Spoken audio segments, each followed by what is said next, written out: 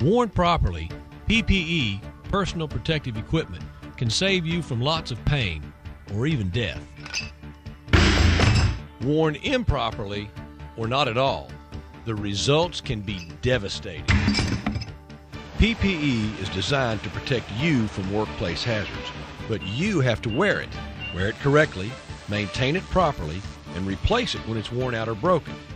PPE is for you. It's for your protection. Both the employer and the employee have certain responsibilities regarding PPE. Your employer is responsible for selecting the proper PPE, training you on its use, and making sure you wear it. OSHA says the employer shall ensure that the selected PPE is worn. As it's used in the OSHA standards, whenever the word shall appears, it generally means that that's a mandatory requirement. Where it says shall ensure, it's implying that the employer must make sure that his employees use and properly apply personal protective equipment.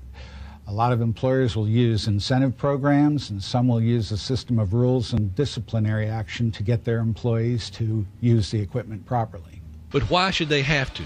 It's for your protection. If it doesn't fit right or it gets in your way, bring it to the attention of management. Handle it that way rather than just not wearing it at all. As an employee, you also have responsibilities regarding PPE.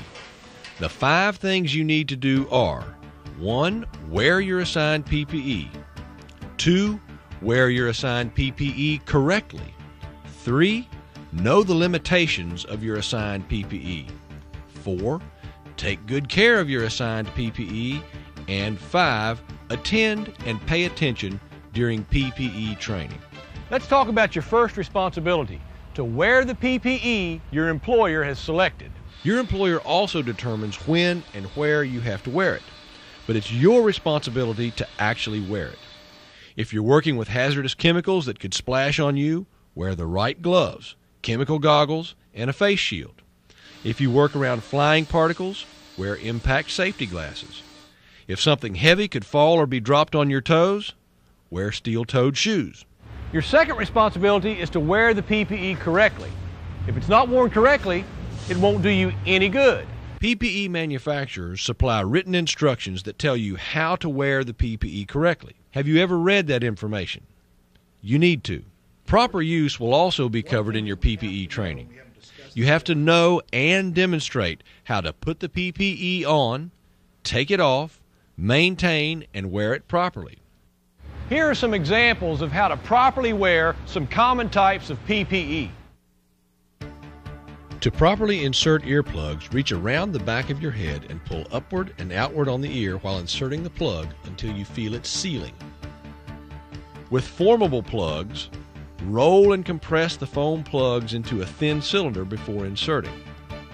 To properly put on a half-mask respirator, grasp the front with one hand and the upper headband with your other hand. Place the lower edge of the front of the respirator under your chin. Position the nose piece on your nose bridge.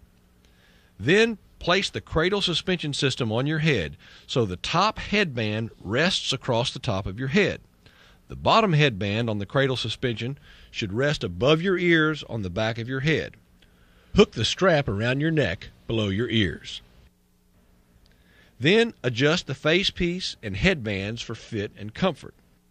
Perform a user seal check prior to each use of a half-mask respirator. Place the palms of the hands over the filters. Inhale and hold your breath for about 5 seconds. If the face piece collapses slightly and no air leaks are detected, a good fit has been obtained. Then place one of your hands over the exhalation valve and simultaneously exhale. If the face piece bulges slightly and no air escapes, a tight fit has been obtained. If either test fails, reposition the face piece, readjust the tension on the head harness straps, and retest. When putting on a filtering face piece respirator, cup the respirator in your hand with the nose piece at your fingertips. The bottom strap needs to end up around your neck below your ears. The top strap needs to end up at the top back of your head. Place your fingertips from both hands at the top of the metal nose piece.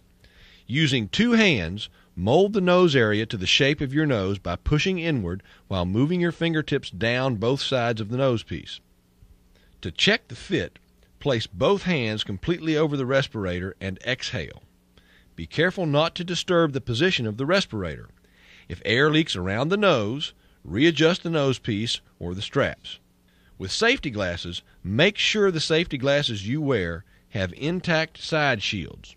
There are no specific procedures for putting on or taking off some other types of PPE like safety shoes or gloves.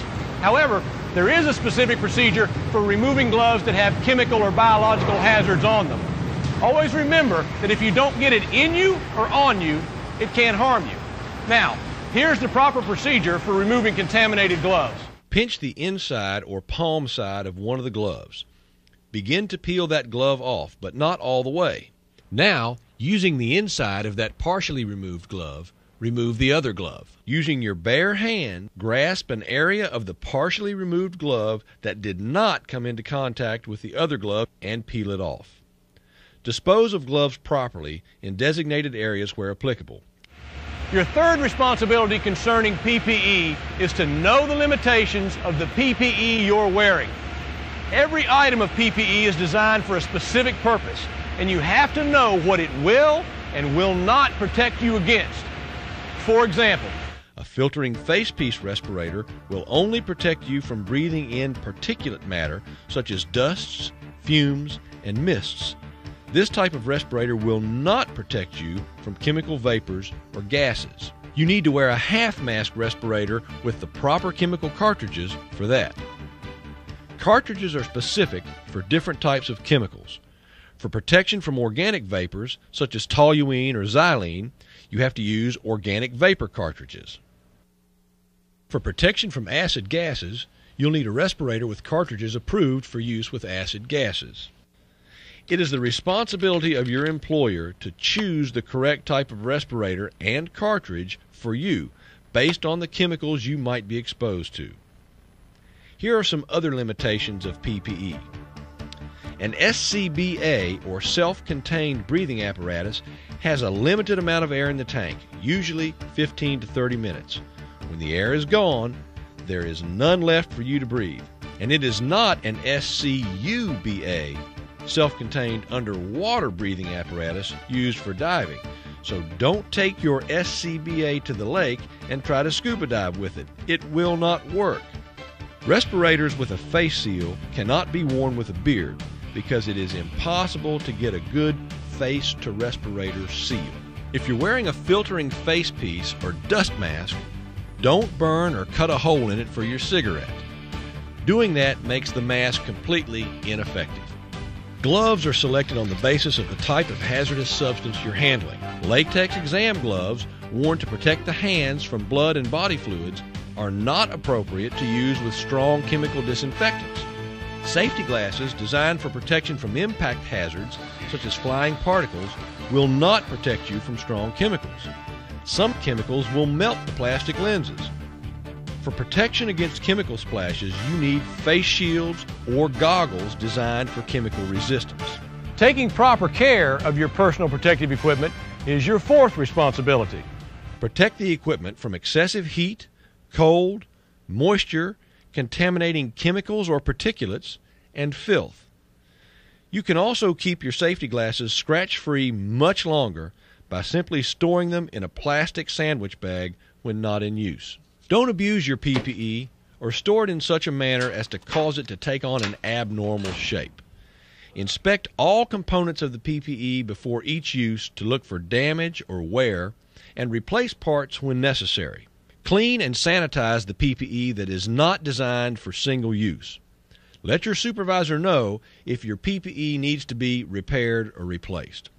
The fifth responsibility of the PPE wearer is to attend and pay attention to the training class put on by your employer. That's where you'll learn additional information about the PPE that's specific to your workplace. If you sleep through the training, it won't do you any good. So let's review. As an employee, you have 5 responsibilities regarding PPE. 1. Wear your assigned PPE. 2. Wear your assigned PPE correctly. 3. Know the limitations of your PPE. 4. take good care of your PPE. And 5, attend and pay attention during PPE training. Remember, PPE is for your protection.